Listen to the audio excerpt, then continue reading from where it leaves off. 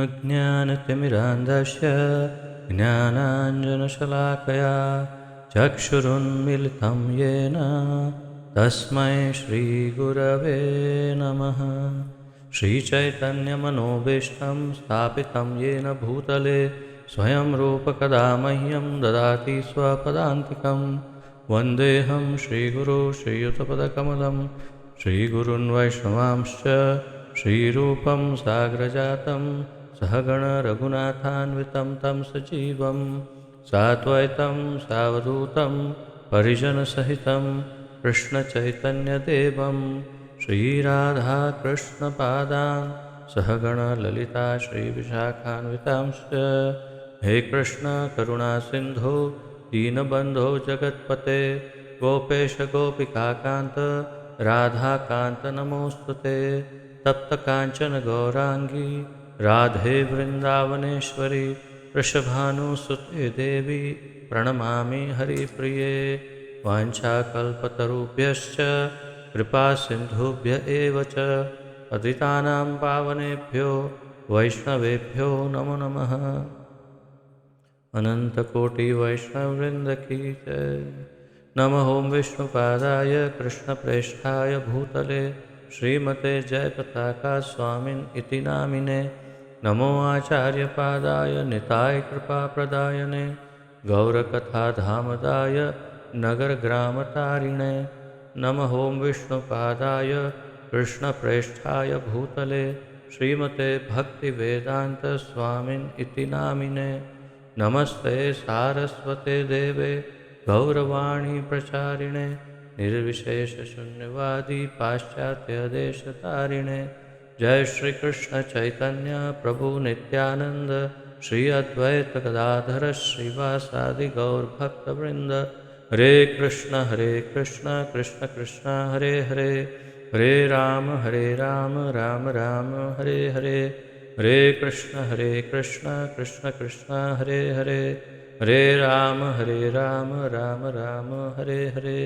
हरे कृष्ण कृष्ण कृष्ण हरे हरे हरे राम राम राम हरे हरे।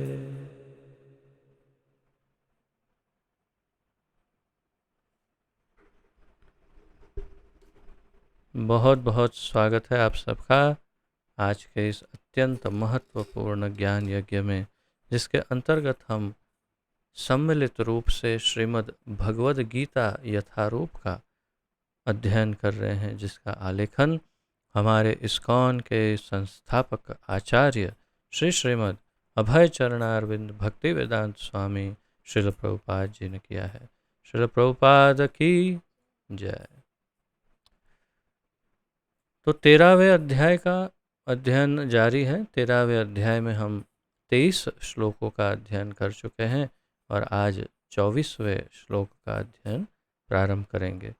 तो एक त्वरित पुनरावर्तन करते हैं 21, 22 और 23 जो कल हमने जिसका अध्ययन किया था, और तत्पश्चात हम आज के 24वें श्लोक का अध्ययन प्रारंभ करते हैं। अध्याय 13 श्लोक संख्या 21 श्रीमद् भगवद गीता यथारूप।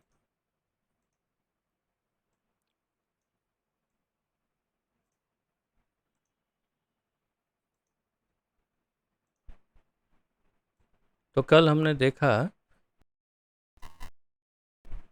21वें श्लोक में भगवान कहते हैं, प्रकृति समस्त भौतिक कारणों तथा कार्यों परिणामों की हेतु कही जाती है और जीव पुरुष इस संसार में विविध सुख दुख के भोग का कारण कहा जाता है। मूल रूप से प्रकृति और पुरुष यानी जीव और प्रकृति का संबंध और कार्य और कारण का जो उनका संबंध है उसका यहाँ पर स्पष्टीकरण भगवान कर रहे हैं। तत्पश्चात 22वें श्लोक में भगवान कहते हैं, जो अत्यंत प्रचलित है, प्रभुपाद जी का प्रिय श्लोक है, पुरुषः प्रकृतिस्थो हि भुंक्ते प्रकृति जनान गुणान कारणम गुण संगोस्य सदसत्योनि जन्मसु। अर्थात इस प्रकार जीव प्रकृति के तीनों गुणों का भोग करता हुआ प्रकृति में ही जीवन बिताता है। यह उस प्रकृति के साथ उसकी संगति के कारण है। इस तरह उसे उत्तम तथा अधम योनियां मिलती रहती है। तो जीव को किस प्रकार, किस कारण से, किस वजह से उसे उत्तम या अधम योनियों में जन्म लेना पड़ता है, उसका स्पष्टीकरण यहाँ पर भगवान ने किया है इन श्लोकों में। तत्पश्चात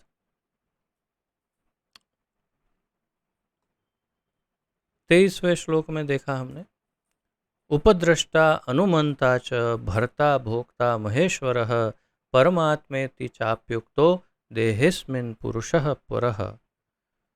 अर्थात तो भी इस शरीर में एक अन्य दिव्य भोक्ता है।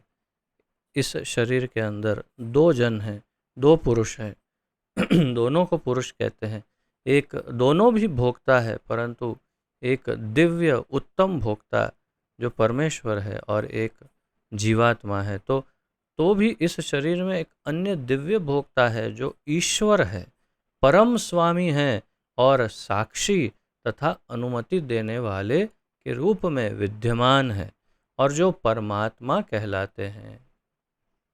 तो उस अन्य जीव जो हमारे शरीर में रहते हैं उसे परमात्मा कहते हैं। वास्तव में शरीर उसका ही है, मालिक वही है, हम उसके शरीर में रहते हैं, ये सत्य है। क्योंकि हम अपने आप को ये शरीर बताते हैं या तो शरीर का मालिक, परंतु वास्तविक मालिक तो वही परमात्मा है। तो इस प्रकार आज 24वें श्लोक का उच्चारण करके उसका अध्ययन प्रारंभ करते हैं।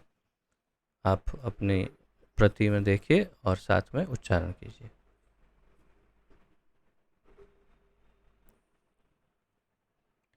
य एवं वेत्ति पुरुषं प्रकृतिं च गुणैः सह सर्वथा वर्तमानोऽपि न स भूयोऽभिजायते।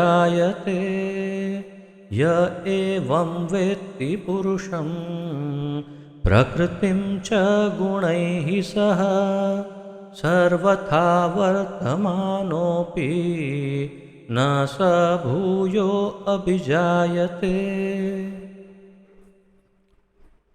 शब्दार्थ, अनुवाद तथा तात्पर्य श्रील प्रभुपाद जी द्वारा। यह जो एवं इस प्रकार वेत्ति जानता है, पुरुषम जीव को, प्रकृतिम प्रकृति को, च तथा गुणैहि प्रकृति के गुणों के, सह साथ, सर्वथा सभी तरह से, वर्तमानः स्थित होकर, अपि के बावजूद, न कभी नहीं, स वह, भूयः फिर से, अभिजायते जन्म लेता है। अनुवाद, जो व्यक्ति प्रकृति, जीव तथा प्रकृति के गुणों की अंतःक्रिया से संबंधित इस विचारधारा को समझ लेता है, उसे मुक्ति की प्राप्ति सुनिश्चित है। उसकी वर्तमान स्थिति चाहे जैसी हो, यहाँ पर उसका पुनर्जन्म नहीं होगा। इस श्रीमद् भगवद गीता में आप गिनती कर सकते हैं कितनी बार भगवान ने कहा है कि ऐसा करने से तो उसका, जीव का या तुम्हारा दोबारा जन्म नहीं होगा, ये करो तो तुम्हारा जन्म नहीं होगा। जन्म कर्म चमे दिव्यम एवं यो वेत्ति तत् त्यक्त्वा देहम पुनर्जन्म नैति मामेति सो अर्जुन। जो सिर्फ मेरे दिव्यता को जान लेता है, जन्म और कर्म को जानता है, उसकी दिव्यता को जानता है, उसको भी दोबारा जन्म नहीं लेना पड़ता। और हमने अनेक बार देखा, अनेक बार अलग अलग परिस्थितियों में भगवान ने ये आशीर्वाद हमें प्रदान किया है कि तुम इतना कर लो तो तुम्हें इस भौतिक संसार में दोबारा जन्म नहीं लेना पड़ेगा। कितने करुणामय है भगवान। देखिए कितनी सामान्य बात, और बस उतना होने पर दोबारा जन्म नहीं लेना पड़ेगा, मुक्त हो जाएंगे। जो व्यक्ति प्रकृति, जीव तथा प्रकृति के गुणों की अंतःक्रिया से संबंधित इस विचारधारा को समझ लेता है, इस विचारधारा को तो 13वें अध्याय में जो हमने पूरा विवरण देखा कई श्लोकों में आपने, और वास्तव में 13वें श्लोक से तो फिर परमात्मा का ही वर्णन अभी भी और आगे कुछ श्लोकों तक जारी रहेगा, परमात्मा का ही वर्णन। तो परमात्मा के विषय में इतना सारा गहन ज्ञान दिया। पिछले 4-5 श्लोकों में, 3-4 श्लोकों में हमने देखा कि प्रकृति और जीव के संबंध का भी ज्ञान दिया। तो यही सब कि प्रकृति का ज्ञान, जीव का ज्ञान तथा प्रकृति के गुणों की अंतःक्रिया जो है उसका ज्ञान, संबंधित विचारधारा को जो समझ लेता है और केवल इस विचारधारा को समझ लेता है, इतना ही कहा भगवान। उसका अर्थ क्या हुआ जानते हैं कि 13वां अध्याय अगर अच्छी तरह से पढ़ लिया और समझ लिया तो भी उसे मुक्ति की प्राप्ति सुनिश्चित है। उसका अर्थ यह है कि उसे मुक्ति निश्चित रूप से, अब उसका अर्थ ये भी है कि भगवत गीता जो अच्छी तरह से पढ़ के समझ लेता है वो तो मुक्त हो ही गया, समझ लो। इसका यही अर्थ है, इसका यही अर्थ हम समझ सकते हैं कि जिसने भगवत गीता को समझा और पढ़ लिया ठीक से, वो इस जन्म मृत्यु के चक्र से मुक्त हो जाता है। कितना स्पष्ट कहा भगवान ने। उसकी वर्तमान स्थिति चाहे जैसी हो, भगवान कह रहे हैं, वो चाहे किसी भी अवस्था में क्यों ना हो, वर्तमान में वो किसी भी परिस्थिति में क्यों ना हो, यहाँ पर उसका पुनर्जन्म नहीं होगा, उसका दोबारा जन्म नहीं होगा। बताओ आप में से कौन कौन है जो दोबारा जन्म लेना चाहते हैं? हाथ ऊपर कीजिए। कौन कौन दोबारा यहाँ जन्म लेना चाहते हैं? ओह, मैंने तो सोचा था कि अभी 1-2 हाथ उठ जाएंगे। अच्छा चलो, ध्यान से सुन तो रहे हैं सब। तो हाँ, अब कोई भी जन्म लेना नहीं चाहता, मुक्त होना चाहते हैं, अर्थात पूरी तरह त्रस्त हो गए हैं इस भौतिक संसार में, और बस इतना ही करना है। ये जो समझ लिया जिसने, वो मुक्त हो गया, तो मुक्ति तो मिल गई।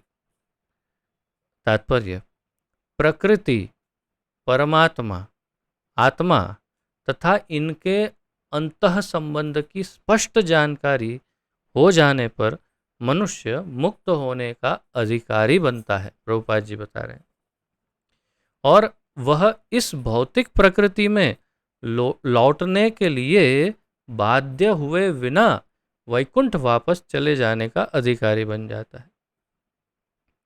प्रभुपाद जी बता रहे हैं प्रकृति, परमात्मा और आत्मा, या फिर क्रम में देखें तो परमात्मा, आत्मा और प्रकृति, इन तीनों का जो ज्ञान, उनके अंतः संबंध कि जीव का परमात्मा से संबंध, जीव का प्रकृति से संबंध, प्रकृति का परमात्मा से संबंध, अगर इनको अगर हम समझ लें तो जीव वैकुंठ जाने का अधिकारी है, ऐसा प्रभुपाद जी इसमें कह रहे हैं तात्पर्य में।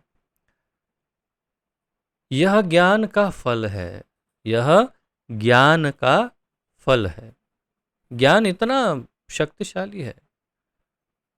अन्यत्र हमने देखा भगवत गीता में पूर्व अध्यायों में एक जगह पर कहते हैं, अपि चेदसि पापेभ्यः सर्वेभ्यः पापकृत्तमः सर्वं ज्ञान प्लवेनैव वृजिनं समतरिष्यसि। उस श्लोक में जैसे अपि चेदसु दुराचारो कहा, वैसे यहाँ कहा अपि चेदसि पापेभ्यः सर्वेभ्यः पापकृत्तमः। जो सबसे अधिक पापी व्यक्ति है वो क्या करता है? यदि अपि चेदसि पापेभ्यः सर्वेभ्यः पापकृत्तमः सर्वं ज्ञान प्लवेनैव, अगर वो ज्ञान रूपी नौका के अंदर सवार हो जाता है। कौन सा ज्ञान? यही आत्मा, परमात्मा, प्रकृति, भगवान, इसका जो ज्ञान है, यानी मूल रूप से भगवान का ज्ञान, सर्वम ज्ञान प्लवे नैव वृजिनम समतरिष्यसि, अर्थात कि वो इस भव सागर को बड़ी आसानी से उस नौका से पार हो जाता है। कैसा व्यक्ति? अत्यंत पापी, सुदुराचारो, जैसे कहा, ऐसे यहाँ अपि चेदसि पापेभ्य सर्वेभ्य पापकृत्तम, सबसे अधिक पापी, वो भी ज्ञान के द्वारा, भगवान के ज्ञान के द्वारा इस भव सागर को पार कर सकता है। यानी कि पापी हो या नहीं हो, वो इतना महत्वपूर्ण नहीं, भगवान की शरण ग्रहण करके भगवान की भक्ति या भगवान विषयक ज्ञान प्राप्त करना आवश्यक है। तो यह ज्ञान का फल है, प्रभुपाद जी कह रहे हैं। ज्ञान यह समझाने के लिए होता है कि दैव योग से जीव इस संसार में आ गिरा है, उसे प्रामाणिक व्यक्तियों, साधु पुरुषों तथा गुरु की संगति में निजी प्रयास द्वारा अपनी स्थिति समझनी है। तो वो आ तो गिरा है इस भौतिक संसार में, लेकिन यहाँ आकर के उसे क्या करना है? उसे साधु पुरुषों, प्रामाणिक व्यक्तियों तथा गुरु की संगति में निजी प्रयास द्वारा, अपना स्वयं का प्रयास, बंदर का बच्चा, बिल्ली का बच्चा नहीं, बंदर का बच्चा, तो उसे स्वयं प्रयास करना होगा पकड़ने के लिए। तो अर्थात साधना आवश्यक है हम साधकों के लिए। तो हमें अपना भी प्रयास जारी रखना है, 16 माला जप, 4 नियम पालन, शास्त्रों का अध्ययन इत्यादि सारा सब कुछ। क्या होगा उसका फल? प्रयास द्वारा अपनी स्थिति समझनी है, और तब जिस रूप में भगवान ने भगवत गीता कही है उसे समझकर आध्यात्मिक चेतना या कृष्ण भावनामृत को प्राप्त करना है। तो जब वो अपने प्रयास से प्रामाणिक व्यक्तियों, साधु पुरुषों और गुरु की संगति में जब प्रयास करेगा, तो वो जिस रूप में भगवान ने भगवत गीता कही उसे समझने का, उसे समझकर आध्यात्मिक चेतना या कृष्ण भावनामृत को प्राप्त करना संभव हो पाएगा उसके लिए, तभी वो प्राप्त कर सकता है। तब यह निश्चित है कि वह इस संसार में फिर कभी नहीं आ सकेगा। वह सच्चिदानंदमय जीवन बिताने के लिए वैकुंठ लोक भेज दिया जाएगा। तत्पश्चात वो वैकुंठ लोक चला जाएगा, भेज दिया जाएगा। कब भेज दिया जाएगा? जब वो अपने प्रयास से साधु पुरुषों, प्रामाणिक व्यक्तियों के संग से, गुरु के संग से उन्नति करेगा और इस ज्ञान को प्राप्त करेगा, प्रकृति, आत्मा और परमात्मा के ज्ञान को, तो वैकुंठ भेज दिया जाएगा। अब 25वें श्लोक का अध्ययन करते हैं।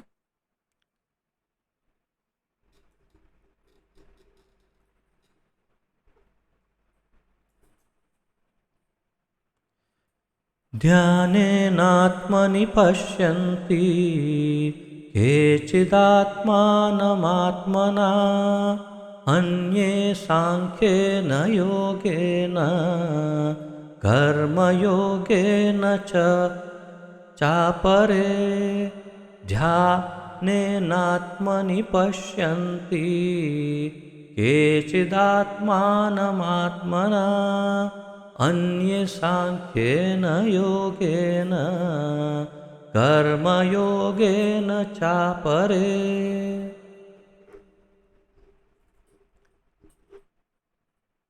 शब्दार्थ: ध्यानेन, ध्यान के द्वारा, आत्मनि, अपने भीतर, आत्मानि नहीं है, आत्मनि, आत्मनि अपने अंदर, अपने भीतर, पश्यन्ति देखते हैं, केचित् कुछ लोग, आत्मानम परमात्मा को। अब देखिए आत्मा शब्द के कितने अर्थ हैं, उसमें मुख्य तो अर्थ बार बार आते हैं। कभी आत्मा का अर्थ परमात्मा, कभी आत्मा का अर्थ आत्मा। और इसी कारण से कई जो मायावादी या निर्विशेषवादी है, इसी शब्दों की जाल में फंस जाते हैं और आत्मा को परमात्मा समझ लेते हैं, स्वयं को भगवान समझ लेते हैं और अद्वैतवाद के चंगुल में फंस जाते हैं। वास्तव में अगर सही अर्थ समझ पाएं, और वो भी एक अधिकृत आचार्य के पास, तभी वो वास्तविक ज्ञान को प्राप्त कर पाएंगे।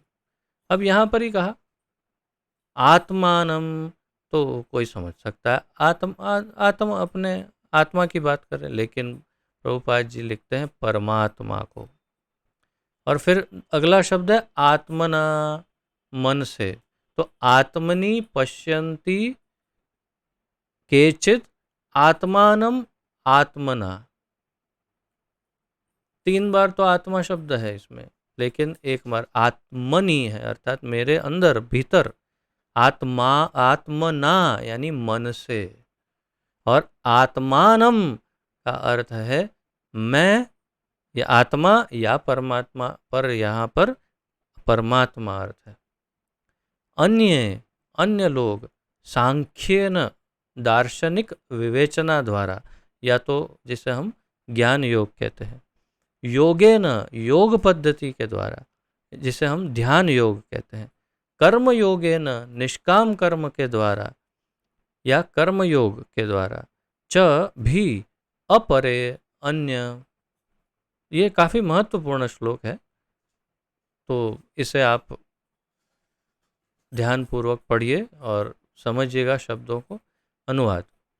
कुछ लोग परमात्मा को ध्यान के द्वारा अपने भीतर देखते हैं, तो दूसरे लोग ज्ञान के अनुशीलन द्वारा, और कुछ ऐसे हैं जो निष्काम कर्म योग द्वारा देखते हैं। किसे देखते हैं? ये तीनों अवस्था में परमात्मा को देखने की बात है, परमात्मा के दर्शन की बात है, परमात्मा को समझने की बात है, तीनों अवस्था में। परंतु अगर कोई व्यक्ति केवल संस्कृत के भाषांतर को देखेगा, तो यहाँ आत्मना शब्द का अर्थ समझ लेगा आत्मा को, और अनुवाद क्या करेगा? कुछ लोग आत्मा को ध्यान के द्वारा अपने भीतर देखते हैं। अरे तुम स्वयं आत्मा हो, अपने आप को कैसे ध्यान के द्वारा अपने आप को देख सकते हो? आईने में दिखता है वो भी उल्टा, लेकिन आत्मा को कैसे देखोगे अंदर? तो यहाँ पर बहुत स्पष्ट है, थोड़ी सी सामान्य बुद्धि का प्रयोग करें। मैं आपको वो दृष्टिकोण भी दिखा रहा हूँ जो निर्विशेषवादी या मायावादी या अन्य साधारण लोग, संस्कृत के व्याकरण के पंडित लोग जिस प्रकार अनुवाद करके माया जाल में फंस जाते हैं, वो दृष्टिकोण भी मैं आप लोगों को दिखा रहा हूँ। और क्या कहा? कुछ लोग परमात्मा को ध्यान के द्वारा अपने भीतर देखते हैं, आत्मा को नहीं, परमात्मा को। तो ध्यान योग से हृदय में परमात्मा को प्राप्त करते हैं कुछ, तो दूसरे लोग ज्ञान के अनुशीलन द्वारा, ज्ञान योग से भी परमात्मा को प्राप्त करते हैं। और कुछ ऐसे हैं जो निष्काम कर्म योग द्वारा, निष्काम कर्म योग द्वारा भी परमात्मा को देखते हैं। प्रभुपाद जी तात्पर्य में इस बात को स्पष्ट करेंगे कि निष्काम कर्म योग भी इतना शुद्ध है कि उससे परमात्मा की प्राप्ति शायद हो सकती है, क्योंकि भगवान स्वयं यहाँ इस बात की पुष्टि कर रहे हैं, तो निश्चित हो सकती है शायद, क्यों। परंतु सरल क्या है? सबसे सरलतम है भक्ति योग। भगवान ने इसलिए यहाँ पर भक्ति योग का नाम ही नहीं लिया, क्योंकि उसको तो पहले ही बता दिया, भक्ति योग से श्रेष्ठ और कुछ नहीं, वो तो हम पहले ही समझ चुके हैं। इसलिए इन तीनों की बात की, ध्यान योग, ज्ञान योग और कर्म योग। तात्पर्य, भगवान अर्जुन को बताते हैं कि जहाँ तक मनुष्य द्वारा आत्म साक्षात्कार की खोज का प्रश्न है, बद्ध जीवों की 2 श्रेणियां हैं।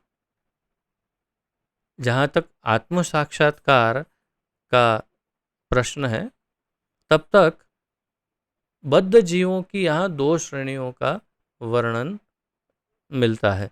जो लोग नास्तिक और यहाँ पर अज्ञेयवादी तथा संशयवादी है, वे आध्यात्मिक ज्ञान से विहीन हैं।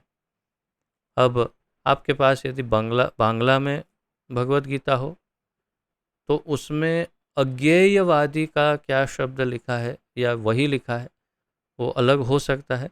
गुजराती में या फिर हिंदी में तो अज्ञेयवादी लिखा है। और इंग्लिश में, अंग्रेजी में प्रभुपाद जी ने उसका मूल शब्द जो है वो लिखा है एग्नोस्टिक। एग्नोस्टिक तो एक होता है एथिस्टिक या एथिस्ट, एक होता है एग्नोस्टिक। तो एथिस्ट यानी नास्तिक, एग्नोस्टिक यानी अज्ञेयवादी, यानी कि जो जानता ही नहीं है। अब यहाँ पर कहीं कहीं पे प्रिंटिंग मिस्टेक है। आगे जहाँ जहाँ अजेयवादी लिखा होगा वहाँ आपको समझना है कि वो अजेयवादी नहीं, अज्ञेयवादी ही है। यहाँ पहली बार लिखा है वो सही लिखा है। आगे जितनी बार अजेयवादी लिखा होगा वहाँ आप पेन लेकर के भगवत गीता में करेक्शन कर सकते हैं, पेंसिल या पेन से। अजेयवादी नहीं है, अज्ञेयवादी है। ज्ञान का ज्ञ, वो अज्ञेयवादी ऐसा होगा। कई बार आएगा ये शब्द आगे। तो अज्ञेयवादी कैसे लोग होते हैं? जैसे मैंने आपको बताया, एक नास्तिक यानी एथिस्ट, यानी जो मानते ही नहीं भगवान। अज्ञेयवादी यानी वो जानते ही नहीं कि भगवान में मानना चाहिए कि नहीं मानना चाहिए। ये शब्द से आप परिचित होइए, क्योंकि ये विशेष रूप से अंग्रेजी में ये शब्द का ज़्यादा महत्व है, एग्नोस्टिक। परंतु फिर भी हिंदी में भी हमें समझना चाहिए कि ऐसे भी लोग हैं कि जो जानते नहीं, अज्ञेय है क्या, कि भगवान है कि नहीं, या भगवान जैसा कुछ होता है कि नहीं, या भगवान को जाना जा सकता है या नहीं जाना सकता, जा सकता है। यानी उसमें अच्छा भगवान में मानना कि नहीं मानना वो भी नहीं जानते, उसे कहते हैं अज्ञेयवादी। यानी शून्य में है बिल्कुल, और नहीं मानने के लिए भी बाध्य नहीं है।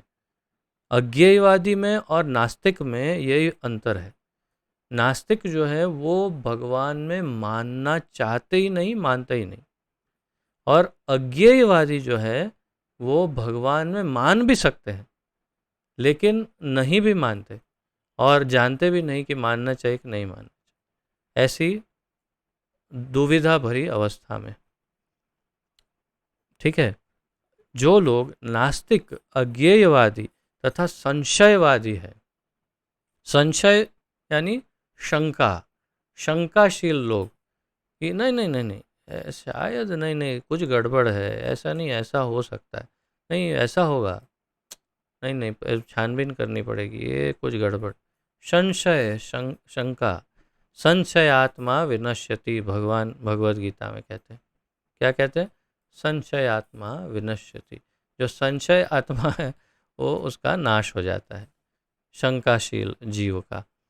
तो तीन प्रकार के लोग तो बताए, नास्तिक, अज्ञेयवादी तथा संशयवादी हैं। वे आध्यात्मिक ज्ञान से विहीन हैं। ये तीनों आध्यात्मिक ज्ञान से विहीन हैं। किंतु अन्य लोग जो आध्यात्मिक जीवन संबंधी अपने ज्ञान के प्रति श्रद्धावान हैं, वे आत्मदर्शी भक्त, दार्शनिक तथा वे आत्मदर्शी भक्त, दार्शनिक तथा निष्काम कर्मयोगी कहलाते हैं। आत्मदर्शी भक्त जो श्रद्धावान है, यानी जो नास्तिक, अज्ञेयवादी तथा संशयवादी नहीं है। आप नोट्स में ये तीनों शब्दों को लिख सकते हैं, नास्तिक, अज्ञेयवादी और संशयवादी एक तरफ, और उसके सामने कौन है? श्रद्धावान। कौन से? आत्मदर्शी भक्त, दार्शनिक यानी ज्ञानी, और निष्काम कर्मयोगी। और आत्मदर्शी भक्त कहा प्रभुपाद जी ने, तो इसे ध्यान योगी भगवान ने कहा। तो भगवान ने जो कहा वो वास्तव में आत्मदर्शी भक्त है, यानी ध्यानी भक्त है। कि जैसे कि ध्यान योग के 6ठे अध्याय के अंतिम श्लोक में भी भगवान ने यही कहा, और मद गते न अंतरात्मना, श्रद्धावान भजते यो माम समय युक्त तमो मतः योगिनाम अपि सर्वेशाम मद गते न अंतरात्मना। सभी योगियों में जो मेरे अंतरात्मा में जो मुझे भजते हैं वही सर्वश्रेष्ठ है, ऐसा मेरा मत है, भगवान कहते हैं। भक्त वास्तव में ध्यानी अंत में तो भक्त ही है। जो लोग सदैव अद्वैतवाद की स्थापना करना चाहते हैं उनकी भी गणना नास्तिकों एवं अज्ञेयवादी में, यहाँ अजेयवादी लिखा है लेकिन अज्ञेयवादियों में की जाती है। जो लोग सदैव अद्वैतवाद की स्थापना करना चाहते हैं वो भी अज्ञेयवादी में या तो नास्तिकों में उनकी गणना हो सकती है। दूसरे शब्दों में केवल भगवत भक्त ही आध्यात्मिक ज्ञान को प्राप्त होते हैं, क्योंकि वे समझते हैं कि इस प्रकृति के भी परे वैकुंठ लोक तथा भगवान है, जिसका विस्तार परमात्मा के रूप में प्रत्येक व्यक्ति में हुआ है। यहाँ हृदय में बैठते हैं परमात्मा, और जो सर्वव्यापी है, परमात्मा सर्वव्यापी भी है। हमने देखा कि उनके हाथ पैर ये वो सब जगह फैले हुए हैं, 14वें श्लोक में देखा इसी अध्याय में। और इस प्रकार हमने देखा कि काफ़ी व्याख्या की भगवान ने परमात्मा की, कि परमात्मा सर्वव्यापी है। लगता ऐसा है, प्रतीत ऐसा होता है कि वो विभाजित हुए हैं, परंतु वास्तव में विभाजित नहीं, वो एक ही है व्यक्ति जो सबके हृदय में एक ही समय पर बैठे हुए हैं। तो प्रभुपाद जी यहाँ इस बात को स्पष्ट कर रहे हैं कि केवल भगवत भक्ति आध्यात्मिक ज्ञान को प्राप्त होता है, क्योंकि वो समझता है कि प्रकृति के भी परे वैकुंठ लोक तथा भगवान है, जिसका विस्तार परमात्मा के रूप में प्रत्येक व्यक्ति में हुआ है और जो सर्वव्यापी है। निसंदेह कुछ लोग ऐसे भी हैं जो ज्ञान के अनुशीलन द्वारा भगवान को समझने का प्रयास करते हैं, तो ज्ञान मार्ग से भी भगवान को समझने का प्रयास करते हैं, हो सकता है, परंतु वो भी ज्ञान भगवान के ही संदर्भ में हो तब। अगर भगवान के अनुसंधान में ज्ञान ना हो तो वो ज्ञान शुष्क ज्ञान और बेकार हो जाता है। अगर ज्ञान भगवान के संदर्भ में हो तब वो ज्ञान उपयुक्त होता है, अन्यथा शुष्क ज्ञान, सूखा ज्ञान बेकार होता है। तो यहाँ पर प्रभुपाद जी ज्ञान मार्ग का, जैसे भगवान ने कहा वैसे ही प्रभुपाद जी ज्ञान मार्ग का भी अनुमोदन कर रहे हैं, कह रहे हैं कि हाँ ठीक है, जो भगवान की भक्ति के संदर्भ में, तो इन्हें श्रद्धावानों की श्रेणी में गिना जा सकता है। प्रभुपाद जी कह रहे हैं सांख्य दार्शनिक इस भौतिक जगत का विश्लेषण 24 तत्वों के रूप में करते हैं और वे आत्मा को 25वां तत्व मानते हैं। अब सांख्य योग किसने प्रदान किया? कपिल मुनि ने। कपिल मुनि कौन है? भगवान के 24 अवतारों में से एक है, जो मूल कपिल देव हैं। देवहूति और कर्दम मुनि के पुत्र महर्षि कपिल, जो कपिल देव है, वे भगवान के अवतार हैं। फिर बाद में और एक कपिल हुए जो डुप्लीकेट, जिन्होंने फिर सांख्य दर्शन दिया, लेकिन वो नास्तिकतावाद है, वो नहीं। मूल सांख्य योग, उसमें 24 तत्वों का विश्लेषण है और प्रभुपाद जी कह रहे हैं कि 25वां तत्व वे आत्मा को मानते हैं, जो भौतिक नहीं है। 24 भौतिक तत्व है, लेकिन 25वां तत्व आत्मा है और वो भौतिक नहीं है, ऐसा सांख्य योग में कहा है। जबकि वे आत्मा की प्रकृति को भौतिक तत्वों से परे समझने में समर्थ होते हैं, तो वे यह भी समझ जाते हैं कि आत्मा के भी ऊपर भगवान है और वह 26वां तत्व है। प्रभुपाद जी कहते हैं कि जब वे इन 24 तत्वों को, भौतिक तत्वों को समझकर 25वां आत्म तत्व जो भौतिक नहीं है ये समझ जाते हैं, तब फिर धीरे धीरे धीरे धीरे 26वां तत्व भी समझ जाते हैं, और वो है भगवान जो इन 25 तत्वों से ऊपर है। इस प्रकार वे भी क्रमशः कृष्ण भावनामृत की भक्ति के स्तर तक पहुंच जाते हैं। तो इस प्रकार ये सांख्य योगी, यानी सांख्य योग दर्शन के ज्ञान योगी भी धीरे धीरे भक्ति योग तक पहुंच जाते हैं और कृष्ण भावना भावित हो जाते हैं। जो लोग निष्काम भाव से कर्म करते हैं उनकी भी मनोवृत्ति सही होती है। अब कर्म योग की भी बात कर रहे हैं कि जो निष्काम कर्म योगी है, जिसकी कोई कामना नहीं, स्वयं की इंद्रियों को तृप्त करना, स्वयं की इच्छाओं की पूर्ति के लिए नहीं करते, उसे वो भी गलत नहीं, वो भी सही है, वो भी मनोवृत्ति सही है। उन्हें कृष्ण भावनामृत की भक्ति के पद तक बढ़ने का अवसर दिया जाता है। यहाँ पर यह कहा गया है कि कुछ लोग ऐसे होते हैं जिनकी चेतना शुद्ध होती है और वे ध्यान द्वारा परमात्मा को खोजने का प्रयत्न करते हैं, और जब वे परमात्मा को अपने अंदर खोज लेते हैं तो वे दिव्य पद को प्राप्त होते हैं। अब ध्यान योगी की बात करें तो यहाँ पर क्या कहा गया है, प्रभुपाद जी बता रहे हैं कि ऐसे लोग हैं, कुछ लोग जिनकी चेतना शुद्ध होती है, कॉन्शियसनेस, चेतना शुद्ध है, और वे ध्यान द्वारा परमात्मा को खोजने का प्रयत्न करते हैं। वे जानते हैं कि ध्यान का मूल ध्येय भगवान को, परमात्मा को ढूंढना है, और परमात्मा को ढूंढते हैं और फिर प्राप्त कर लेते हैं। और जब वे परमात्मा को अपने अंदर खोज लेते हैं तो वे दिव्य पद को प्राप्त होते हैं, प्रभुपाद जी बता रहे हैं। इसी प्रकार अन्य लोग हैं जो ज्ञान के अनुशीलन द्वारा परमात्मा को जानने का प्रयत्न करते हैं।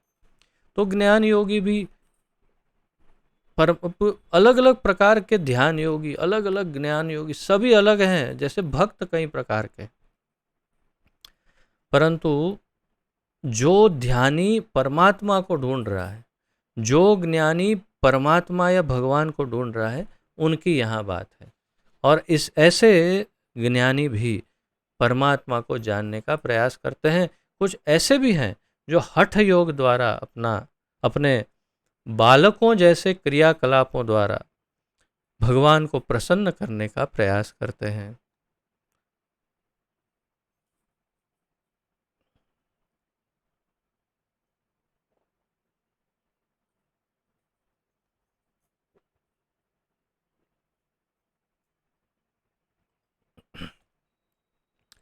तो इस प्रकार 25वें श्लोक का तात्पर्य पूर्ण हुआ।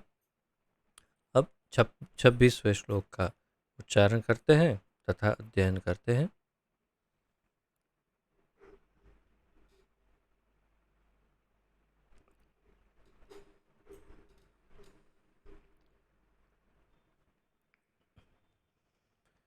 अन्ये त्वेवमजानन्तः श्रुत्वान्येभ्य उपासते तेऽपि चातितरन्त्येव मृत्युं श्रुतिपरायणाः। अन्ये त्वेवमजानन्तः श्रुत्वान्येभ्य उपासते ते अपि चातितरन्त्येव मृत्युं श्रुतिपरायणाः।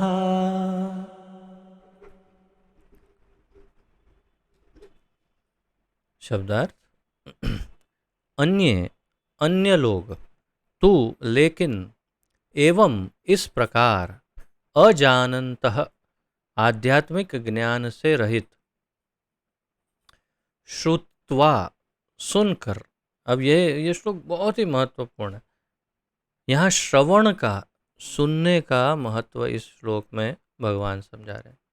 प्रभुपाद जी तात्पर्य में समझाएंगे कि देखिए श्रवण का कितना महत्व है। यहाँ पर भगवान भी उस पर बल दे रहे हैं। श्रुत्वा सुनकर, अने अन्येभ्यः अन्यों से, उपासते पूजा करना प्रारंभ कर देते हैं। ते वे अपि भी च तथा अतितरन्ति, तरन्ति तैरना, पार करना, अतितरन्ति यानी पार कर जाते हैं। यही एक ही अर्थ है दोनों का। एव निश्चय ही मृत्युम, मृत्यु का मार्ग, श्रुति परायणाः, श्रुति परायणाः यानी सुनने के आदि, श्रवण विधि के प्रति रुचि रखने वाले, सुनने के आदि यानी सुनने की जिनको आदत है या जो सुनने श्रवण पर आधार रखते हैं, श्रवण विधि के प्रति रुचि रखने वाले। अनुवाद: ऐसे भी लोग हैं जो यद्यपि आध्यात्मिक ज्ञान से अवगत नहीं हो पाते या होते, ऐसे भी लोग हैं जिसे किसी कारणवश, जैसे अगर हम अत्यंत सामान्य माताओं की बात करें, गृहिणियाँ जो अधिक पढ़ी लिखी नहीं होती, या तो पढ़ी लिखी ही ना हो या तो सामान्य पढ़ी लिखी हो और साधारण जीवन जीती हैं, गृहिणियाँ जो सामान्य घर का कार्य आदि गृहस्थी संभालना करती, और उनके पास कब ज्ञान प्राप्त करने का समय या उतना सामर्थ्य, उतनी उन्नत आत्माएं नहीं कि वो ज्ञान प्राप्त कर सके, जैसे वेदों का ज्ञान आदि, तो फिर क्या करें? तो उनके लिए कहा गया यहाँ पर, ऐसे भी लोग हैं जो यद्यपि आध्यात्मिक ज्ञान से अवगत नहीं होते, केवल माताओं की बात नहीं, ऐसे अनंत कोटि ऐसे पुरुष भी हैं जो सामान्य कुछ न कुछ बिजनेस में, कुछ व्यवसाय में, मजदूरी में कहीं ना कहीं लगे हुए हैं। न टाइम है, न इतना सामर्थ्य है कि ज्ञान प्राप्त कर पाए। तो उनका क्या? उनके लिए कहा, तो ऐसे भी लोग हैं जो यद्यपि आध्यात्मिक ज्ञान से अवगत नहीं होते, पर अन्यों से परम पुरुष के विषय में सुनकर उनकी पूजा करने लगते हैं। भगवान की पूजा करना प्रारंभ कर देते हैं किसी न किसी से सुनकर। इसलिए तो आपको प्रचार करने के लिए कहा जाता है कि आप सबको महामंत्र दीजिए, सबको दे दीजिए महामंत्र, और उनको बताइए कि आप ठाकुर जी की पूजा प्रारंभ कीजिए। सबसे पहले महामंत्र से ही पूजा प्रारंभ होगी। महामंत्र जपिए और भगवान की पूजा हो जाएगी। कलौ तु नाम मात्रेण पूज्यते भगवान हरिहि। कलयुग में केवल भगवान के नाम उच्चारण से ही भगवान की पूजा हो जाती है। ये लोग भी प्रामाणिक पुरुषों से श्रवण करने की मनोवृत्ति होने के कारण जन्म तथा मृत्यु के पथ को पार कर जाते हैं। इतने सामान्य जीव भी जो बहुत ज़्यादा बुद्धिमान ना हो, बहुत ज़्यादा ज्ञानी ना हो, ज्ञान प्राप्त करने का सामर्थ्य ना हो या समय ना हो, ऐसे लोग भी केवल प्रामाणिक गुरुओं से, आध्यात्मिक गुरुओं से, जैसे कि प्रभुपाद जी, ऐसे आध्यात्मिक प्रामाणिक गुरुओं से सुन करके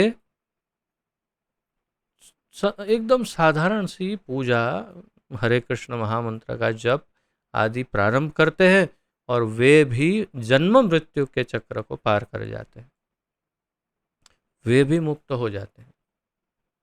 भगवान की ये करुणा है।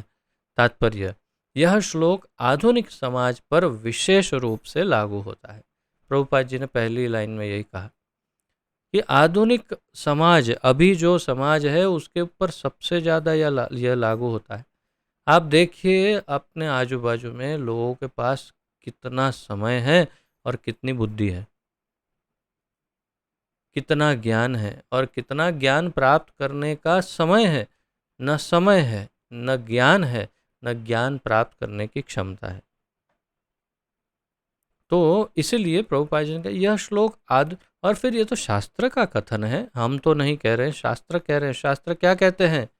प्रायेण अल्प आयुष्य कलौ अस्मिन् युगे जनाः मंदा सुमंदमतयो मंद भाग्या ही उपद्रताः। कलयुग के लोग एक तो अल्पायुष्य होंगे और मंद बुद्धि, बहुत ही आलसी, मंद भाग्य, अत्यंत दुर्भाग्यशाली, और जिनको लोग छलेंगे और दूसरों को वो छलने में बहुत माहिर होंगे। ऐसे उपद्रता, छलने में और छले जाने में माहिर। ऐसे तो फिर शास्त्र कहते हैं यही सत्य हम देख रहे हैं कि बहुत मंद हैं सब। तो इनके लिए कह रहे हैं कि यह श्लोक आधुनिक समाज पर विशेष रूप से लागू होता है, क्योंकि आधुनिक समाज में आध्यात्मिक विषयों की शिक्षा नहीं दी जाती। अब जाकर के अभी ऐसा व्हाट्सएप पर मैसेज घूम रहा है कि हमारी सरकार अब कुछ स्कूलों में, कुछ स्टैंडर्ड्स में भगवत गीता का अध्ययन प्रारंभ करने वाली है। ऐसा न्यूज़ अब स्प्रेड हो रहा है धीरे धीरे। अगर ये वास्तविक न्यूज़ है और अगर ये सत्य है, ये हो जाए तो बहुत बड़ा चमत्कार तो होगा, परंतु पूरे समाज का परिवर्तन हो सकता है। लेकिन ये तभी हो सकता है जब श्रील प्रभुपाद जी की भगवत गीता को पढ़ाया जाए। अगर अन्य किसी भी भगवत गीता को पढ़ाया गया तो कोई फायदा होने की संभावना नहीं रहेगी, क्योंकि शुद्ध भक्त, जगत गुरु, संपूर्ण अद्वितीय ऐसे हमारे श्रील प्रभुपाद जी ने जो भगवत गीता का अनुवाद किया है, वैसा अनुवाद न भूतो न भविष्यति, किसी ने ऐसा अनुवाद नहीं किया। हम आचार्यों की हमारे बात नहीं कर रहे हैं, जो पूर्ववर्ती आचार्य हैं वो उनके ही पद चिन्हों पर प्रभुपाद जी ने इसका अनुवाद किया है, परंतु मैं अन्यों की बात कर रहा हूँ जो संप्रदाय में ना हो। तो तात्पर्य यह है कि अगर ये पढ़ाई जाएगी भगवत गीता यथारूप, तब तो पूरा समाज बदल जाएगा। लेकिन अब तक तो प्रभुपाद जी जैसे कह रहे हैं ये ज्ञान नहीं दिया जाता। कुछ लोग नास्तिक प्रतीत होते हैं तो कुछ अज्ञेयवादी, यहाँ भी अजयवादी लिखा हिंदी में, अज्ञेयवादी तथा दार्शनिक, लेकिन वास्तव में इन्हें दर्शन का कोई ज्ञान नहीं होता। तो ये लगते ऐसे हैं कि ज्ञानी है, लेकिन कोई ज्ञान का उन्हें भान नहीं। अब मैंने जैसे बताया, मैं भी एक ज्ञान मार्ग से होते हुए निकला हूँ, और अब जब पीछे मुड़कर देखता हूँ तो वो ज्ञान मार्ग वास्तव में संपूर्ण रूप से अयोग्य ज्ञान मार्ग था। क्यों? क्योंकि उसमें भगवान, परमात्मा, इन शब्दों का तो कहीं प्रयोग ही नहीं, कहीं भगवान की बात ही नहीं है। केवल प्रकृति जन्य जो कुछ भी है उसी की, चमत्कारों की, उसकी उसकी सभी बातें हैं उसमें। प्रकृति की कुछ अंतरंग गुह्य बातें, बस भगवान की या परमात्मा की बातें उस ज्ञान में नहीं। तो ऐसे ज्ञान मार्ग का कोई फायदा नहीं। परंतु जो भगवान के संदर्भ में ज्ञान है वो उचित है। तो यहाँ प्रभुपाद जी कह रहे हैं कि ऐसे आजकल का जो ज्ञान मार्ग है वो भी ऐसा ही है, इसमें कुछ भगवान के संदर्भ में ज्ञान नहीं दिया जाता। जहाँ तक सामान्य व्यक्ति की बात है, यदि वह पुण्यात्मा है तो श्रवण द्वारा प्रगति कर सकता है। यदि वो पुण्यात्मा हो तो ही वो श्रवण करेगा, और जब श्रवण करेगा तो प्रगति करेगा। अगर नहीं सुनेगा तो प्रगति नहीं होगी। यह श्रवण विधि अत्यंत महत्वपूर्ण है। आधुनिक जगत में कृष्ण भावनामृत का उपदेश करने वाले भगवान चैतन्य ने श्रवण पर अति अधिक बल दिया था, क्योंकि यदि सामान्य व्यक्ति प्रामाणिक स्रोतों से केवल श्रवण करे तो वह प्रगति कर सकता है। श्री चैतन्य महाप्रभु ने हमें ये सिखाया कि श्रवण के द्वारा भी संपूर्ण सिद्धि हो सकती है, यदि वो प्रामाणिक स्रोतों से सुने, अर्थात कि शुद्ध शास्त्रों से तथा शुद्ध महाभागवत भक्तों से सुने, तब प्रगति कर सकता है। विशेषतः चैतन्य महाप्रभु के अनुसार यदि वह हरे कृष्ण कृष्ण कृष्ण हरे हरे, हरे राम राम राम हरे हरे दिव्य ध्वनि को सुने, विशेषतः यदि वो इस हरे कृष्ण महामंत्र की दिव्य ध्वनि को सुने, तब वो प्रगति कर सकता है। इसलिए कहा गया है कि सभी व्यक्तियों को सिद्ध पुरुषों से श्रवण करने का लाभ उठाना चाहिए, सुनना चाहिए। किससे? सिद्ध पुरुषों से श्रवण करना चाहिए, और इस तरह क्रम से प्रत्येक वस्तु समझने में समर्थ बनना चाहिए, और इसी प्रकार क्रम अनुसार प्रत्येक वस्तु को समझ सकते हैं श्रवण के द्वारा। श्रवण सबसे महत्वपूर्ण है, कलयुग में तो अत्यंत महत्वपूर्ण है। तब निश्चित रूप से परमेश्वर की पूजा हो सकेगी।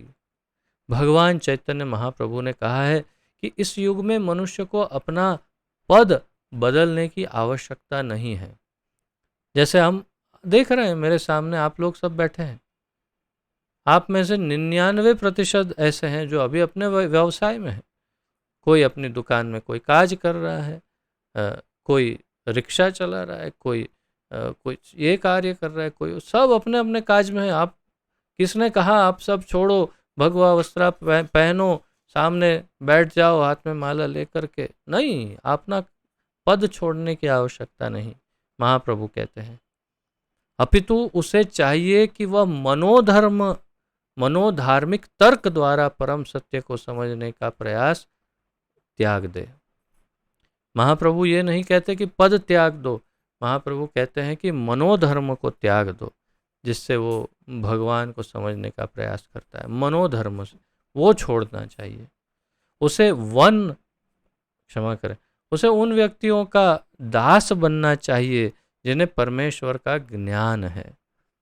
हमें उन व्यक्तियों का दास बनना चाहिए जिसे परमेश्वर का ज्ञान है।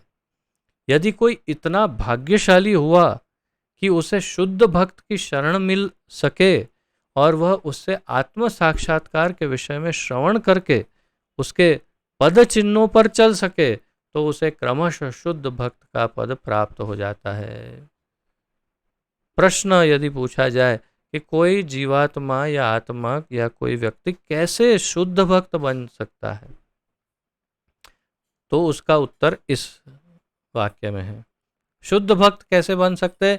यदि कोई इतना भाग्यशाली हो कि उसे शुद्ध भक्त की शरण मिले, नंबर 1, शुद्ध भक्त की शरण मिले, और वह उससे आत्म साक्षात्कार के विषय में श्रवण करे, सुने, और उसके पद चिन्हों पर चले।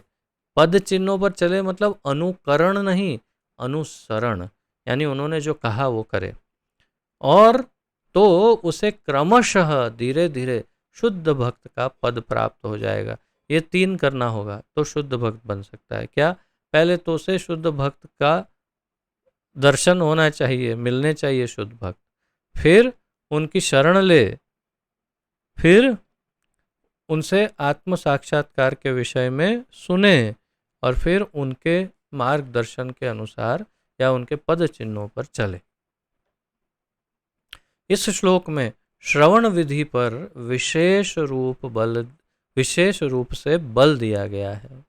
इस श्लोक में श्रवण विधि पर विशेष रूप से बल दिया गया है, आप सबने देखा, और यह सर्वथा उपयुक्त है। प्रभुपाद जी कह रहे हैं ये बहुत उपयुक्त है, सत्य है कि इसमें श्रवण विधि पर जो बल दिया गया है वही सत्य है। भगवान ने कहा है, यद्यपि सामान्य व्यक्ति तथा कथित दार्शनिकों की भांति प्रायः समर्थ नहीं होता, लेकिन प्रामाणिक व्यक्ति से श्रद्धापूर्वक श्रवण करने से इस भव सागर को पार करके भगवत धाम वापस जाने में उसे सहायता मिलेगी। अगर वो प्रामाणिक व्यक्ति से, श्रील प्रभुपाद जैसे प्रामाणिक व्यक्ति से श्रद्धापूर्वक सुने तो भव सागर को पार करके भगवत धाम वापस जाने में सहायता मिलेगी। बहुत स्पष्ट है। इस प्रकार 26वें श्लोक का तात्पर्य पूर्ण हुआ। मैं कहूँगा कि आप 26वें श्लोक को ध्यानपूर्वक फिर उसका अध्ययन करें, उसके तात्पर्यों पर फिर से मंथन करें, क्योंकि बहुत बड़ा महत्वपूर्ण है। और महत्व यही है कि श्रवणम का महत्व इस श्लोक में भगवान समझा रहे हैं। 27वें श्लोक का उच्चारण करते हैं।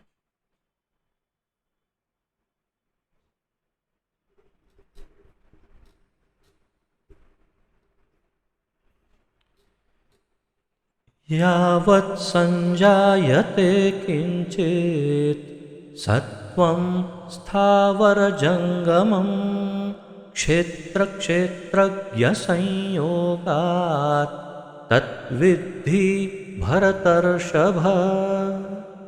यावत् संजायते किंचित् सत्वं स्थावरजंगमं क्षेत्रक्षेत्रज्ञसंयोगात् तद्विद्धि भरतर्षभ।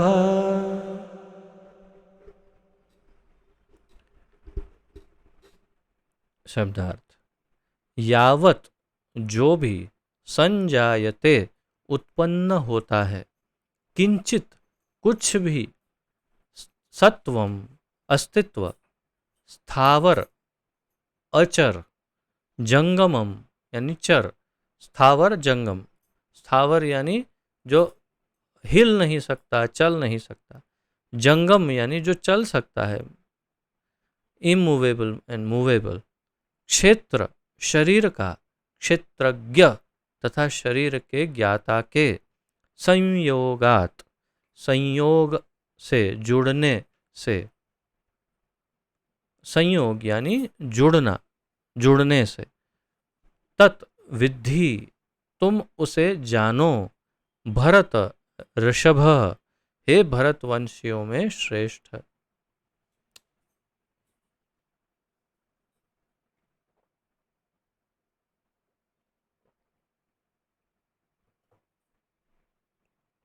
अनुवाद। हे भरतवंशियों में श्रेष्ठ, यह जान लो कि चर तथा अचर जो भी तुम्हें अस्तित्व में दिख रहा है वह कर्म क्षेत्र तथा क्षेत्र के ज्ञाता यानी क्षेत्रज्ञ का संयोग मात्र है। हे भरतवंशियों में श्रेष्ठ, तुम ये जान लो कि चर और अचर, चलने वाला और नहीं चलने वाले, जो कुछ भी तुम देख रहे हो अस्तित्व में, वह कर्म क्षेत्र यानी शरीर तथा क्षेत्रज्ञ यानी जीवात्मा या परमात्मा का संयोग मात्र है। यानी प्रकृति और पुरुष या जीव और प्रकृति या परमात्मा, आत्मा और प्रकृति, या तो शरीर और आत्मा तथा परमात्मा का संयोग मात्र है। इतने इसके अर्थ हो सकते हैं। कर्म क्षेत्र तथा क्षेत्रज्ञ के संयोग मात्र से सब कुछ जो है वो है, भगवान कह रहे हैं। तात्पर्य। इस श्लोक में ब्रह्मांड की सृष्टि के भी पूर्व से अस्तित्व में रहने वाली प्रकृति तथा जीव दोनों की व्याख्या की गई है। ब्रह्मांड की सृष्टि से पूर्व अस्तित्व में रहने वाली प्रकृति तथा जीव, इस ब्रह्मांड की सृष्टि होने से पहले दो वस्तुएं पहले से विद्यमान थी, जीव और प्रकृति। और इस ब्रह्मांड का विनाश होने के बाद भी ये दोनों रहेगी, प्रकृति तथा जीव। जैसे भगवान अहमेवा समेवाग्रे नान्यद सद यदसत सदसत परम पश्चाद अहम यदे तच्च यो वशिष्येत सोस्म्यहम्। इस समय के पहले भी मैं था और अभी हूँ और सब कुछ समाप्त हो जाएगा तब भी मैं ही रहूँगा, भगवान कहते हैं। वैसे ही प्रकृति और पुरुष यानी जीव दोनों भी इस भौतिक ब्रह्मांड के परे हैं, अर्थात पहले भी थे बाद में भी रहेंगे। जो कुछ भी उत्पन्न किया जाता है वह जीव तथा प्रकृति के संयोग मात्र से होता है। जो कुछ उत्पन्न हो रहा है वो सब जीव और प्रकृति के संयोग से है।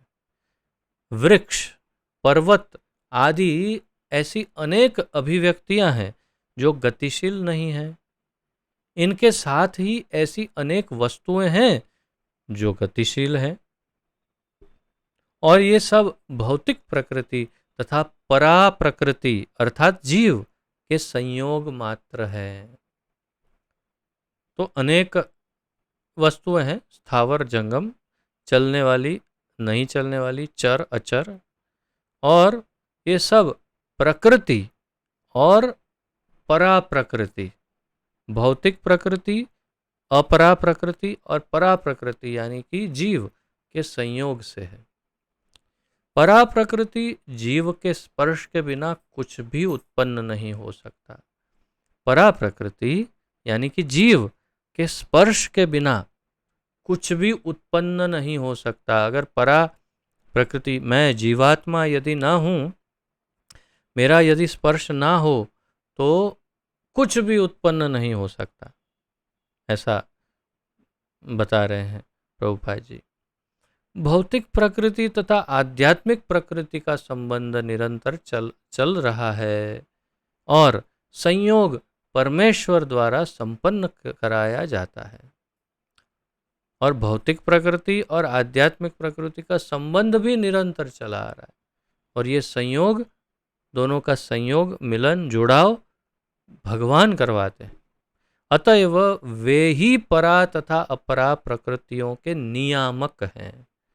इसीलिए प्रभुपाद जी ने पूरा, जैसे एक मैथमेटिक्स में एक फॉर्मूला, उसको फिर तोड़ते धीरे धीरे धीरे धीरे धीरे उसके परिणाम तक पहुंचते, ऐसे उन्होंने यहाँ पर पूरा स्थापित किया कि वास्तव में प्रकृति, अपराशक्ति और पराशक्ति, पुरुष या जीवात्मा के संयोग से सब उत्पन्न होता है, लेकिन उनका संयोग करवाते हैं भगवान, और इसीलिए वे ही परा तथा अपरा प्रकृतियों के नियामक हैं, कंट्रोलर हैं। भगवान ही कंट्रोल करते हैं। अपरा प्रकृति उनके द्वारा सृष्ट है और परा प्रकृति उस अपरा प्रकृति में रखी जाती है। अपरा प्रकृति उनके द्वारा सृष्ट है, अपरा प्रकृति माया, ये प्रकृति भगवान द्वारा रचित है, और परा प्रकृति यानी मैं जीवात्मा को इस प्रकृति में रखा जाता है। इस प्रकार सारे कार्य तथा अभिव्यक्तियां घटित होती रहती हैं। इसी प्रकार सारे कार्य घटित होते रहते हैं, सब इसी प्रकार होता रहता है। इस प्रकार 27वें श्लोक का तात्पर्य पूर्ण हुआ, और अब 28वें श्लोक का अध्ययन करते हैं, फिर विराम लेंगे।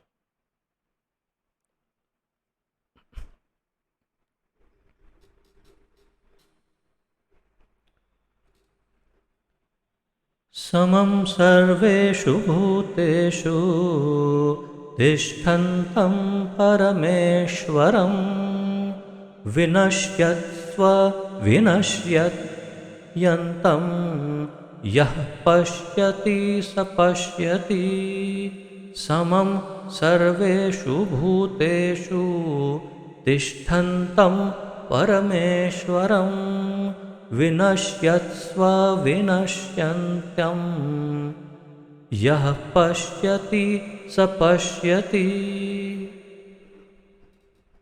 विनश्यत्सु अविनश्यन्तम, ये दो शब्दों का मिलन है, तो विनश्यत्स्व विनश्यन्तम इस प्रकार का शब्द जनित होता है। संधि विग्रह या संधि मिलन। तो उच्चारण कैसे भी कर सकते हैं, अलग करके भी किया जा सकता है। तो शब्दार्थ देखते हैं।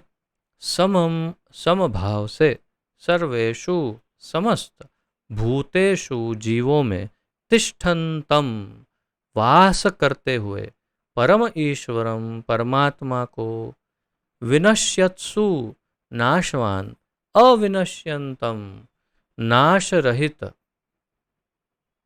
यह जो पश्यति देखता है, सह वही पश्यति वास्तव में देखता है। अनुवाद: जो परमात्मा को समस्त शरीरों में आत्मा के साथ देखता है और जो यह समझता है कि इस नश्वर शरीर के भीतर न तो आत्मा न ही परमात्मा कभी विनष्ट होता है, वही वास्तव में देखता है। जो व्यक्ति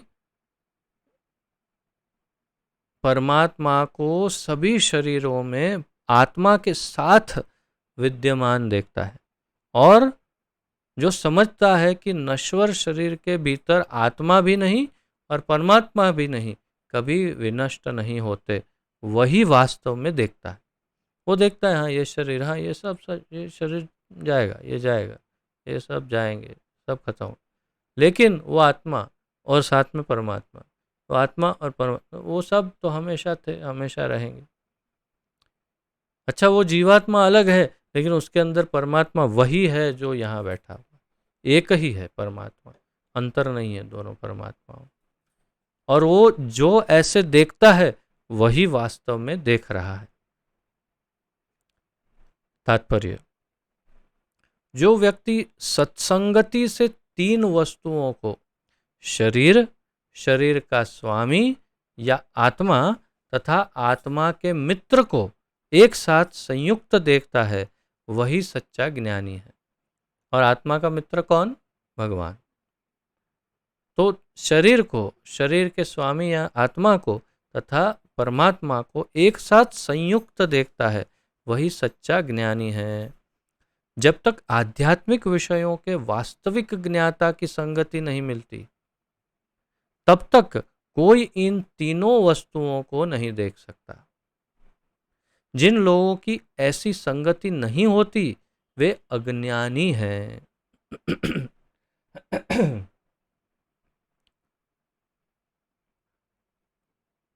वे केवल शरीर को देखते हैं और जब यह शरीर विनष्ट हो जाता है तो समझते हैं कि सब कुछ नष्ट हो गया। चारवाक ऋषि हमारे ऐसा सिखा के गए, ऋणम कृत्वा घृतम पीवेत। ऋण करो, उधार ले लो, लेकिन घी पियो। क्यों? भस्मीभूतस्य देहस्य कुतः पुनरागमनो भवेत। जब ये शरीर जल के भस्म हो जाएगा तो कौन दोबारा आने वाला है? सब कुछ नष्ट हो जाएगा। इसलिए ऋण करो, उधार लो और घी पियो, मस्ती करो, जलसा करो, बाकी सब ठीक है। क्यों? वापस कौन आने वाला है? किसने देखा है मृत्यु के बाद क्या होता है? ऐसी विचारधारा उनके लिए प्रभुपाद जी कह रहे हैं कि वो शरीर विनष्ट हो जाता है तो समझते हैं कि सब कुछ नष्ट हो गया, वे अज्ञानी हैं। लेकिन वास्तविकता यह नहीं है। शरीर के विनष्ट होने पर आत्मा तथा परमात्मा का अस्तित्व बना रहता है और वे अनेक विविध चर तथा अचर रूपों में सदैव जाते रहते हैं। कभी कभी संस्कृत शब्द परमेश्वर का अनुवाद जीवात्मा के रूप में किया जाता है। अब देखिए, ये सरप्राइज है, ये एक आश्चर्य है हमारे लिए, एक अद्वितीय उदाहरण कि आत्मा का अर्थ तो आत्मा या परमात्मा हो सकता है, लेकिन परमेश्वर शब्द का अर्थ भी आत्मा हो सकता है, किया जा सकता है। और क्यों किया जा सकता है? प्रभुपाद जी समझाते हैं, क्योंकि आत्मा ही शरीर का स्वामी है और शरीर के विनाश होने पर वह अन्यत्र देहांतरण कर जाता है। इसलिए शरीर के स्वामी होने के कारण उसे भी कभी कभी परमेश्वर कहा जाता है। तो आत्मा को भी परमेश्वर कहा जा सकता है। तो इस तरह वह स्वामी है। लेकिन कुछ लोग इस परमेश्वर शब्द का अर्थ परमात्मा में लेते हैं। प्रत्येक दशा में अगर ऐसे देखो या वैसे देखो, परमात्मा तथा आत्मा दोनों रह जाते हैं। अर्थात शरीर नाश होने के बाद चाहे परमात्मा की बात करो या आत्मा की या दोनों की बात करो, दोनों रह ही जाते हैं। दोनों ही हमेशा थे, हमेशा हैं, हमेशा रहेंगे। न त्वेवाहं जातु नाशम न त्वं नेमे जनाधिपाः न चैव न भविष्यामः सर्वे वयमतः परम। सभी हमेशा थे, हमेशा है और सब हमेशा रहेंगे। वे विनष्ट नहीं होते। कौन? जीवात्मा और परमात्मा विनष्ट नहीं होते। जो इस प्रकार देख सकता है वही वास्तव में देख सकता है कि क्या घटित हो रहा है। वही देख सकता है कि क्या घटित हो रहा है। तो इस प्रकार यहाँ पर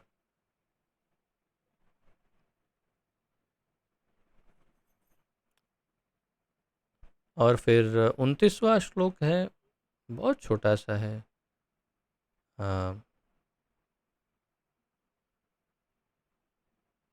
ले ले या फिर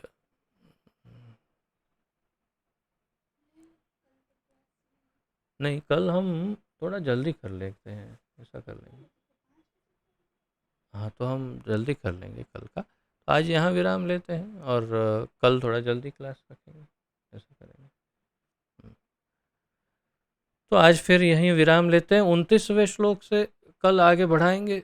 और विराम लेने से पूर्व ही बता दूं कि वास्तव में यहाँ कल इस्कॉन वृंदावन मंदिर में कल बोट फेस्टिवल, नौका विहार उत्सव महोत्सव है और 5 बजे शाम को है। तो मैं दोनों करना चाहता हूँ। मैं उसमें भाग भी लेना चाहता हूँ नौका विहार उत्सव में, तथा क्लास भी नहीं छोड़ना चाहता। तो मेरा ये निवेदन था कि हम कल थोड़ा जल्दी क्लास कर लें और फिर मैं 5 बजे उसमें भी जा पाऊँ। तो ऐसा क्या संभव हो पाएगा? सब ऐसा कर पाएंगे? ये मेरा प्रश्न है। तो यदि किसी का इसमें कोई प्रश्न जिज्ञासा हो तो भी पूछ सकते हैं और अपना मत भी प्रस्तुत कर सकते हैं कि कल हम जल्दी क्लास करें तो आप सब हिस्सा लेंगे। कितने बजे कर सकते हैं? 2 से 4, 2, 3, 4, 4:30, 2:30 बजे कर सकते हैं। 2:30 से 4:30 लगभग। तो इतना तो ज़्यादा हो जाएगा वैसे तो। 3 से 4:30, 3 से 4:30 कर सकते हैं ना। 3 से 4:30 अगर करें तो, लेकिन शार्प 3 बजे। फिर 3 कह के 3:30 नहीं, मतलब आप 2:30 समझो और 3 बजे आ जाओ ऐसे। तो शार्प 3 बजे अगर शुरुआत करें और 4:30 तक समाप्त करें तो आप सबको अनुकूल हो पाएगा कल। आप अपने हाथ इस प्रकार दिखाकर भी कह सकते हैं। कल एक दिन के लिए 3 बजे से 4:30 तक का क्लास, ठीक है? तो लगभग सभी तैयार हैं। तो हम कल ऐसे ही करेंगे। कल 4:30 बजे समाप्त कर देंगे क्लास। 3 बजे, बिल्कुल 3 बजे शुरुआत कर देंगे। मैं अपने लिए भी 2:30 बजे का ही समय निर्धारित करूंगा ताकि 3 बजे एकदम शार्प स्टार्ट कर दें और 4:30 को समाप्त कर दें ताकि हम समय पर पहुंच पाएँ। अब आज के क्लास के अनुसंधान में किसी का यदि कोई प्रश्न हो, उत्कंठा, जिज्ञासा तो पूछ सकते हैं, अन्यथा विराम लेते हैं।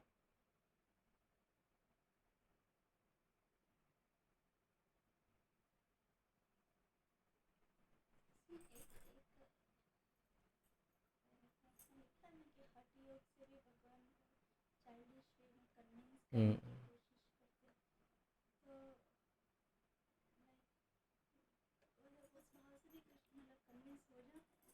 प्रभुपाद जी लिखते हैं जब, तो फिर हमें इस बात को स्वीकार करना है। प्रभुपाद जी महाभागवत परम शुद्ध भक्त हैं। वो ये लिखते हैं कि हठ योग से, हठ हठ कौन करता है? राजहट, स्त्री हट, बाल हट और योगी हट, ऐसे 4-5 प्रकार के हठ प्रचलित है। तो हठ वास्तव में बालक बुद्धि जैसा जो होता है वो हठ करता है। हठ यानी जिद, तो जिद करता है कि नहीं करूँगा करूँगा। तो हठ योग से भी कभी कभी प्रभुपाद जी ने जैसे तात्पर्य में लिखा है कि हठ योग से बालक की तरह हठ पकड़ करके भी भगवान के बारे में ज्ञान प्राप्त किया जा सकता है, या तो फिर इस मृत्यु जन्म मृत्यु के चक्र को पार किया जा सकता है। स्वाभाविक है कि वो शुद्ध भक्ति नहीं है, सामान्य बुद्धि की बात है कि वो बिल्कुल शुद्ध भक्ति तो नहीं है। ज्ञान मिश्र या तो काम मिश्र या कर्म मिश्र, किसी किसी तरह से मिश्रित भक्ति जैसा कुछ है, परंतु या तो भक्ति नहीं परंतु ज्ञान है जो भगवान के विषय में है, या कुछ भी, परंतु शुद्ध भक्ति नहीं। लेकिन फिर भी भगवान इतने दयालु हैं कि वे इन तीनों मार्गों से भी यदि सही दिशा में हो तो इन तीनों मार्गों से भी, ध्यान योग, कर्म योग, ज्ञान योग से भी मुक्त करते हैं जीव को। तो हठ योग एक तो ध्यान का ही एक प्रकार है वास्तव में। ध्यान योग में अनेक प्रकार हैं उसके, विभिन्न प्रकार के ध्यान, विभिन्न प्रकार के कर्म, विभिन्न प्रकार के ज्ञान योग, भक्ति में भी विभिन्न प्रकार के भक्ति योग है। तो उसमें हठ योग एक प्रकार का ध्यान योग ही है वास्तव में। तो ध्यान योगी पार कर सकता है। ठीक है, ठीक। और कोई प्रश्न ना हो तो फिर यहाँ विराम लेते हैं।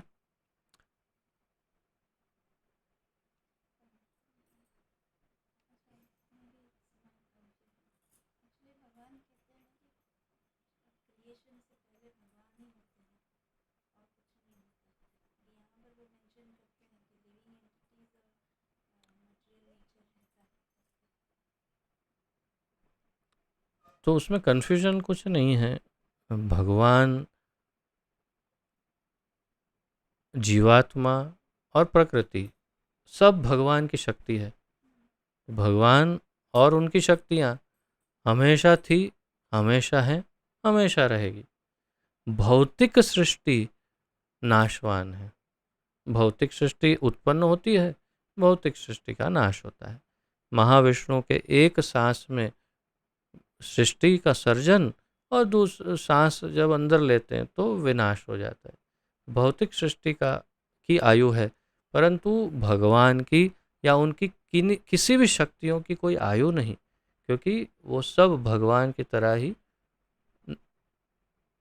अमर, अजर और अजन्मा है, हमेशा है, थे और हमेशा रहेंगे, क्योंकि भगवान और उनकी शक्तियां हैं।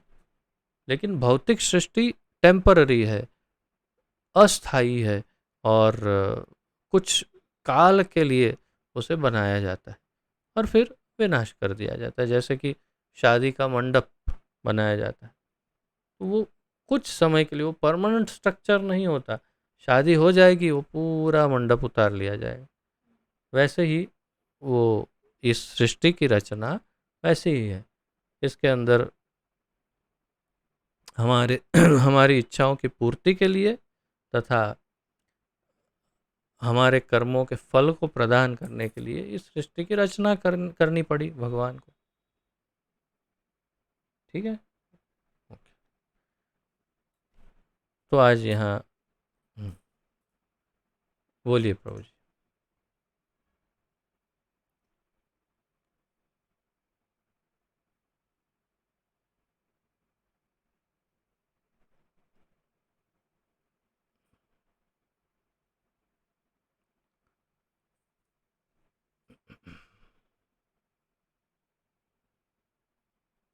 लगता है कुछ उनके माइक में प्रॉब्लम है, तो फिर आज यहाँ विराम लेते हैं। पतित पावन जगत गुरु श्रील प्रभुपाद की जय। पतित पावन गुरु महाराज की जय। निताय गौर प्रेमानंदे। हरि हरि बोल। आप सबका बहुत बहुत धन्यवाद और आप सबको दंडवत प्रणाम। हरे कृष्णा।